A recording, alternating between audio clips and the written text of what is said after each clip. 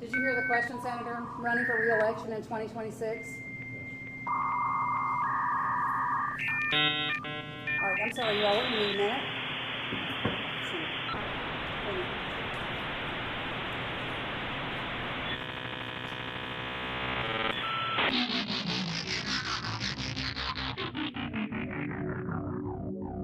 Hello and welcome to What the F*** Just Happened Today, your essential guide to the daily shock and awe in national politics. I'm Joe Amditis. Let's get to it. It's Wednesday, August 30th, 2023. Welcome to day 953. Georgia Senate Republicans are considering ways to punish District Attorney Fani Willis for indicting Trump and 18 co-defendants, saying, "We believe she is definitely tainted." State Senate Majority Leader Steve Gooch threatened to hold legislative hearings to investigate Willis, accusing her of politicizing her 51-count indictment, accusing Trump and 18 co-defendants of a criminal enterprise to reverse the 2020 election results. Gooch also suggested that Republicans could take advantage of a new law, SB 92, which allows a state panel to investigate and remove prosecutors. He called it a powerful tool in the toolbox. Meanwhile, Georgia State Senator Colton Moore suggested that a civil war could break out over Trump's prosecution, saying, "We've got 19 people who are facing the rest of their life in prison because they spoke out against an election." In a separate interview, Moore called Willis a domestic threat. Meanwhile, a federal judge ruled that Rudy Giuliani is liable for defaming 2 Georgia election workers because he repeatedly accused them of manipulating ballots while counting votes in Atlanta during the 2020 election. U.S. District Court Judge Beryl Howell imposed the default judgment and monetary punishment after Giuliani repeatedly failed to comply with the judge's orders to turn over documents and other evidence.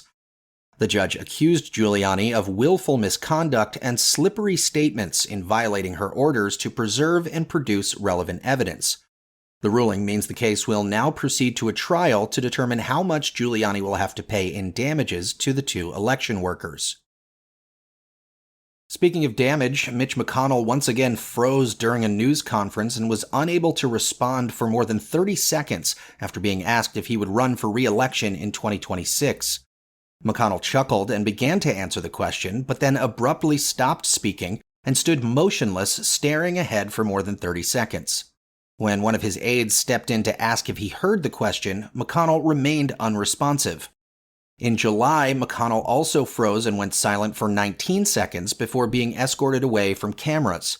He returned shortly thereafter, continuing his news conference and claiming that he's fine. The 81-year-old senator also fell 2 weeks before the July incident and has been using a wheelchair periodically to get around. He also suffered a concussion after falling down earlier this year. Moving on, the Biden administration proposed a new rule that would extend overtime pay to 3.6 million additional U.S. workers. Workers making less than around $55,000 a year annually would be automatically entitled to time-and-a-half pay under the Department of Labor proposal.